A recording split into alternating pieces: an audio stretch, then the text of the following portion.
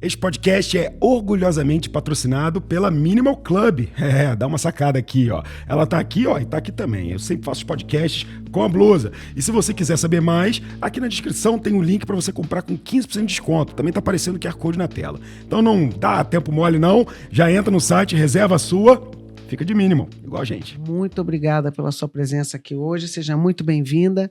E, por favor, pode se apresentar do seu jeito. Obrigada, do começo.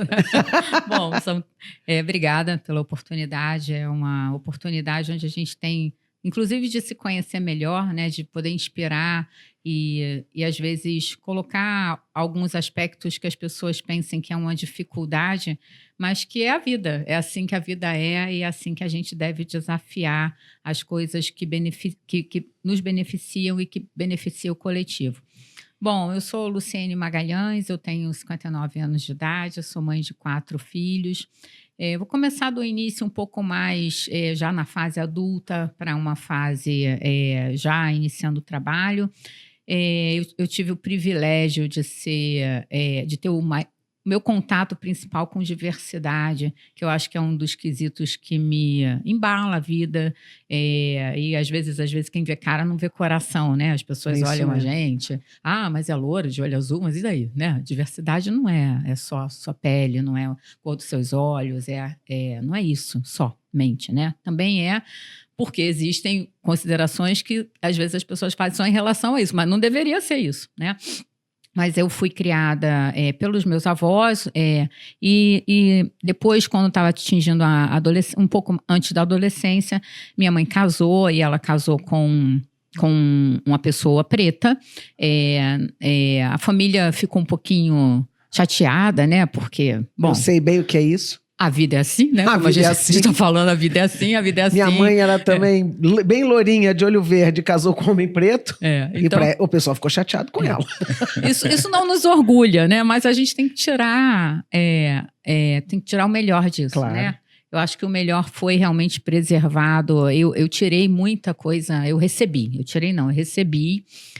Meu pai, é difícil chamá-lo de padrasto, porque ele era uma pessoa bastante culta, tenente-coronel da Marinha, fuzileiro naval, com uma certa disciplina acentuada, né, que eu acho que eu adquiri muita característica da disciplina. Acho que Sócrates já dizia que disciplina é a mãe das competências. Então, eu acho que eu segui bastante isso, mas me deparei com muitas coisas diversas. Dentro da vida, dentro da vivência, de pessoas, às vezes, indagando o que eu estava de mãos dadas com ele. Eu me lembro bem do Maracanã e as pessoas perguntando o que você está fazendo, né? Isso dá uma pontinha de dói, né? Porque, assim, você não quer que fale sobre a sua família, principalmente por um quesito que não tem nada a ver, né, como sendo um ser humano, mas aquilo também fez com que eu perseguisse e também entendesse que dentro das circunstâncias de diversidade nós também devemos andar, caminhar e ter uma perspectiva daquilo que nos favorece. Então, quando muitas coisas pareciam que era desfavorecimento, eu olhava aquilo sob uma perspectiva de favorecimento. E por que eu estou colocando isso?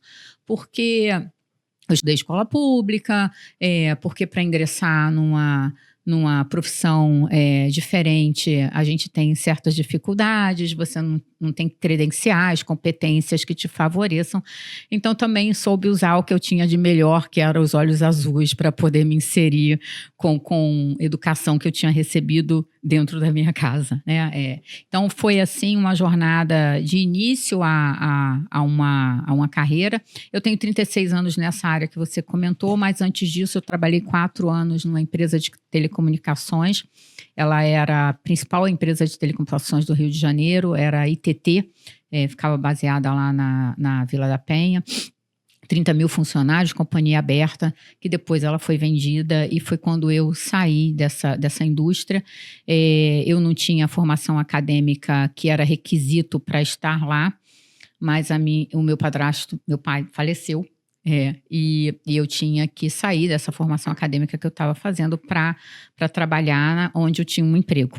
E minha mãe, que era operária nessa empresa, saiu dessa empresa para que eu pudesse entrar. E eu entrei lá como assistente do diretor financeiro.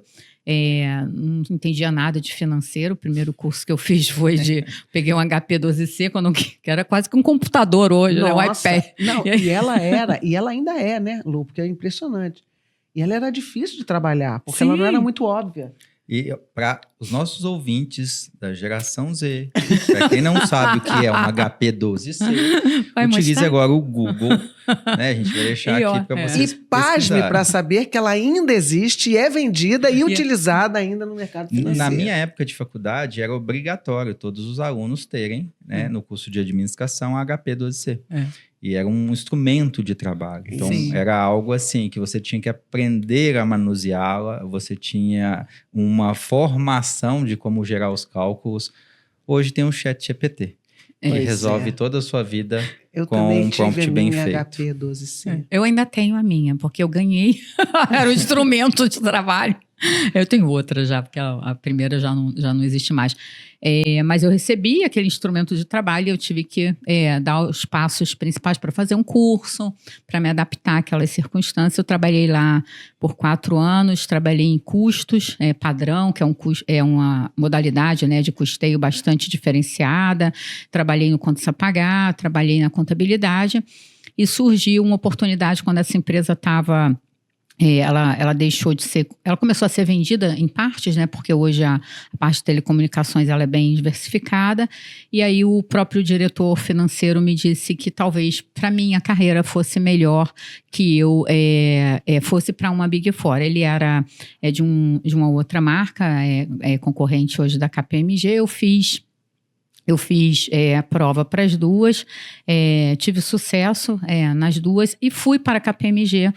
Vim para a KPMG porque ela era auditada essa empresa era auditada pela KPMG e tinha uma pessoa que é uma das minhas maiores amigas, que foi a primeira sócia brasileira, mulher, na KPMG, que ela colocava todo dia um formulário na minha mesa. E eu não preenchia, porque como o meu chefe era PwC, na época, tinha sido, você vai muito pela referência, né? Então eu não preenchia o formulário. E ela colocava todo dia um formulário. Então fui fazendo uma pilha. Eu falei, bom, ela é insistente, né? Eu preenchi um formulário e eu passei. E aí, pela referência dela, pela forma como ela demonstrava ser nas capacidades dela de trabalho, ela é uma referência para mim, não só como minha amiga, mas como uma excelente profissional, eu acabei decidindo para vir para a KPMG. E eu saí de uma área de manufatureira para uma área que como eu fazia parte de empréstimos, fazia custo, a KPMG então me alocou nessa atividade, nesse segmento de seguros e resseguros, pelo qual eu me apaixonei. Eu não sabia absolutamente nada, mas eles achavam que eu entendia de empréstimo, então eu entendia de financeira, né? E assim foi. Os primeiros anos não foram tão difíceis na inserção da carreira, porque como eu tinha um conceito contábil, uma parte técnica muito sólida, né? Porque aprendi ali a fazer aprendi durante esses anos que eu permaneci nessa indústria manufatureira, de telecomunicações na manufatureira, e aí eu tive promoções bastante rápidas. Entretanto, as minhas competências com outros requisitos que são necessários além da técnica, elas não eram desenvolvidas. Entre elas, a língua inglesa, e nós temos políticas para isso, por sermos uma empresa global. À medida que nós vamos nos tornando executivos, nós precisamos atender o mercado com excelência, atender o mercado com requisitos que o mercado demanda, né, na nossa profissão. Então, aos 31 anos, eu já tinha um cargo de gerente sênior bem sólido, mas eu precisava dar um passo para atingir essa competência. E aí o meu primeiro filho eu já tinha um filho pequeno, de 8 anos, e aí eu decidi pedir a KPMG para ir para trabalhar na Inglaterra. Neste mesmo momento, o mercado brasileiro de resseguros estava abrindo as portas para investimento. Então, até aquele momento, era um monopólio, então o IRB era um monopólio, e a KPMG também precisava se preparar para ter profissionais capacitados. E eu fui meio que com a cara e com a coragem, amparada pela marca, mas meu inglês naquela época era The Book is on the Table, Lesson 1. E eu fui morar num bairro, eu nunca mais vou esquecer essa minha vida, o nome do bairro era Clapham Junction. E eu não conseguia comprar o ticket para ir para casa de trem, porque para pedir um ticket, né, de trem, às vezes eu estava em outros lugares, e eu falava, meu Deus, quando é que eu vou aprender o nome do bairro, falar direitinho, né? E às vezes eu falava e eu comprava logo um ticket mensal que era para não ter muito problema, né? E foi uma experiência bastante significativa, muito, muito dolorosa, porque hoje na área de capital humano eu sempre converso com as pessoas, com a moçada, com quem a gente mentora, com as pessoas também que nós contratamos, que as credenciais elas são muito importantes, até no nível de conselho, né, Cris? A gente conversa sobre isso, né? Então a gente não pode só desejar ter uma posição, a gente precisa ter credencial, ter experiência, ter Principalmente as mulheres, eu acho. Faz mais diferença. Principalmente, né? Não foram poucos os dias. A mulher ela tem que sempre qualificar a experiência dela antes dela abrir a boca. Para ela chamar a atenção. Sim. Isso é uma dica que eu dou para todas as mulheres que estão participando de alguma reunião. Qualifica a sua fala. Conta por que você está falando isso. Seja porque você estudou, seja porque você passou por aquela experiência, seja porque você trabalhou naquela área, mas na hora que você qualifica, você chama a atenção. E a mulher precisa disso. É verdade. Mas me diz uma coisa, por que você disse que foi dolorosa a sua experiência na Inglaterra? Bom, sobre todos os aspectos, eu acho que desenvolvimento, experiência de vida tinha bastante, de trabalho também, mas eu não tinha principal, que era a fluência na língua. Então, quando eu cheguei lá, eu era a gerente mais sênior inclusive da área que era... Você chegou como gerente sem falar inglês? Não, eu falava, mas eu não tinha uma fluência para trabalhar, para servir clientes. Então, a KPMG me ajudou muito, me colocou em cursos assim bastante renomados. Eu me lembro que eu fui parar num curso de um castelo e só tinha sócios de concorrente. Eu era da KPMG e as pessoas que estavam fazendo o curso lá eram sócios de concorrente.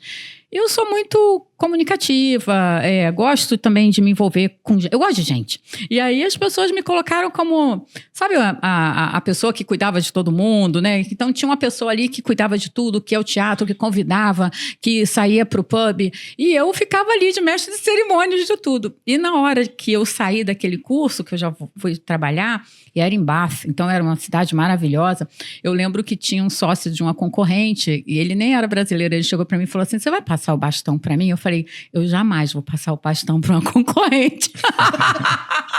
E ele riu muito, nós nos damos até hoje. Mas assim, eu falei, isso não combina, né? Eu vou passar o bastão para uma concorrente? Pô, por favor, eu vou passar o bastão para o CEO de uma das empresas de cosmético, que ele estava lá fazendo o mesmo curso, então era um curso de elite, né? CEO, sócios, e aí eu passei o bastão para esse CEO da empresa de cosméticos alemã, e até hoje, depois de 20 e poucos anos, todo Natal ele me manda uma caixinha de cosméticos. Ai, que legal! Em reconhecimento, né? A passagem de bastão. É muito divertido, mas ela, sob o ponto de vista de você se desenvolver ao mesmo tempo que você tem uma dificuldade tão grande, ele às vezes dói, né? E uma cultura diferente, as coisas não são erradas ou certas, as coisas só são diferentes, até que a gente amadureça e entenda aquilo tudo. Mas essa adaptação até com a cultura, ela é complicada, ela é difícil. E sem o domínio da língua, então, fica mais difícil ainda. Eu sei bem o que é essa dor, porque eu fui corajosa. Mas isso aí é que eu digo. A gente tem que ter coragem para enfrentar as coisas, né?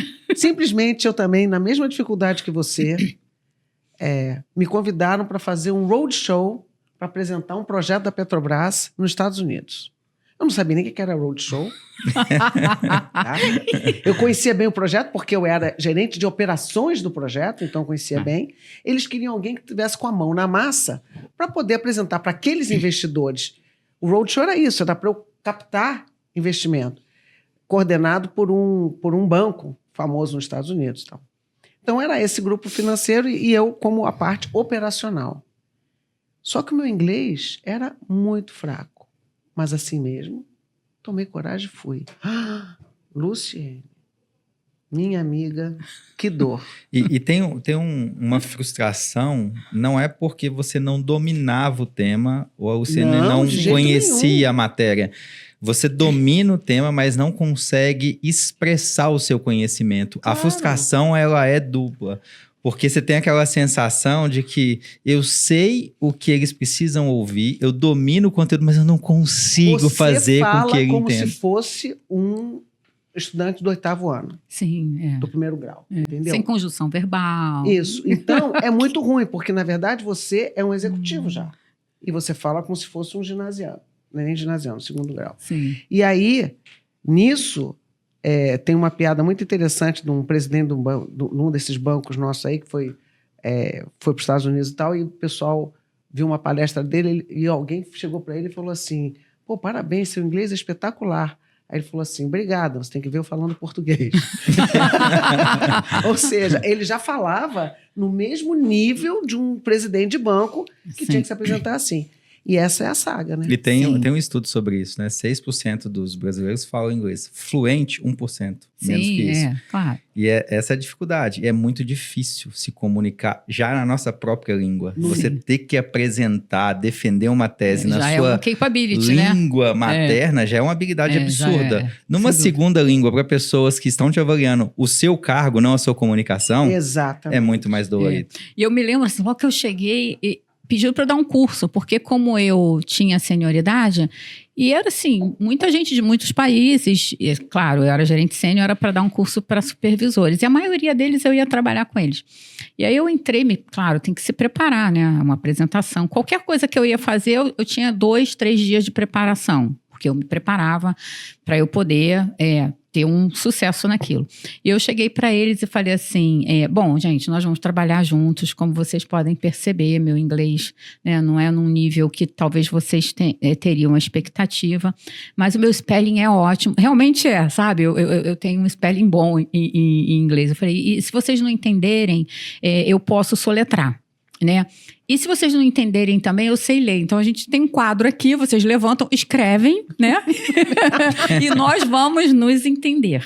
Então, foi assim. E com isso, com essa empatia recíproca, eu consegui, inclusive, ter uma equipe que me apoiava, porque todos eles faziam parte da minha equipe. Eles me respeitaram pelo meu conhecimento profissional e me ajudaram muito em tudo que eu precisava progredir. Então, isso foi uma experiência bastante significativa na minha carreira. Foi ali que eu acho que eu dei um passo para assumir um cargo mais executivo ainda na KPMG, quando eu retornei. Então, eu não me sentia... Não era a língua, era o passo que você podia dar, eram as escolhas que você podia fazer, era como se você se planejava, era o que você conhecia de cultura, é o que você respeitava da cultura dos outros. Então, isso tudo são elementos que dentro de um nível executivo, que hoje talvez os millennials falam que falta, né, na liderança mais jovem, que é a adaptabilidade. Então, você tem que aprender a como se posicionar e estar ciente de que você tem que aprender todos os dias. Eu retornei para a KPMG no Rio de Janeiro, as portas de resseguro se abriram no mercado, eu consegui dar um curso na Fundação Dom Cabral para os profissionais do IRB, de qual eu super me orgulho, porque então eu tinha saído com a perspectiva de aprendizado e voltei com a perspectiva de colaborar com o crescimento das pessoas. Se eu puder destacar alguma coisa em mim, é o que eu mais gosto de fazer, é colaborar com o coletivo. Acho que isso tem um pouco de diversidade, de olhar para o outro e de fazer com que todos estejam integrados. Com isso, eu voltei, tive progresso, e aí eu atendi a um cliente bastante significativo no Brasil, e esse cliente pediu a KPMG para me transferir do Rio de Janeiro para São Paulo, porque a sede estava migrando para São Paulo, e foi mais um benefício, um reconhecimento de um cliente. Às vezes a gente, como auditor, é algo mais restrito, você tem que manter uma linha de independência bastante grande, né? Mas não deixou nunca de ser um reconhecimento por aquilo que o cliente pediu, que eu continuasse atendendo independentemente da empresa estar se movendo para outro local. E o progresso em São Paulo foi bom também. Eu adoro, pessoal, você mesmo fala, né, Cris, que eu sou uma carioca com alma paulista. Eu acho que as diferenças também de São Paulo, eu já tinha tido isso em Londres, então eu fui mais rápido em São Paulo, porque eu já tinha passado por outra experiência que era mais difícil, em outra cultura. Então, estar num outro estado, dentro da sua língua, do seu povo, seu país, claro. Foi muito mais fácil. Difícil ia ser se mudassem você para uma cidade com menos recurso, ou muito diferente do Rio de Janeiro. Sim. Às vezes você vai para o interior, tem pessoas que não conseguem se adaptar. Não, teve isso. No interior. Teve essa proposta. Quando eu voltei, como eu tinha trabalhado em telecomunicações, um dos sócios que mais me amparou, ele falou assim, você não pode atender o cliente X lá em Brasília. Eu falei, olha, eu já fiz 3 secondments. Ele falou, como 3? Você só foi para Inglaterra? Eu falei, não, eu fui, eu voltei. E agora... Eu falei assim, não. Isso aqui... Por quê? Porque eu não queria realmente... Eu tenho esse desejo de permanecer em grandes cidades mesmo. É algo que inclusive nos testes psicológicos, de assessments que nós fazemos de personalidade, isso se destaca bastante. Eu gosto de grandes cidades, eu gosto de desenvolvimento. E aí, curtiu esse corte? Então tá na hora de você compartilhar também o seu amor com a gente, né? Dá a curtida, aquele comentário, mas principalmente não deixa de se inscrever aqui para acompanhar todos os próximos cortes. A gente não vai parar de fazer conteúdo não, mas eu vou parar 3 segundos para esperar você comentar ou assinar a gente. Beleza? Tô te esperando no próximo. Big Deals Experts, o podcast do Investidores VC que reúne especialistas do mercado e insights para impulsionar startups.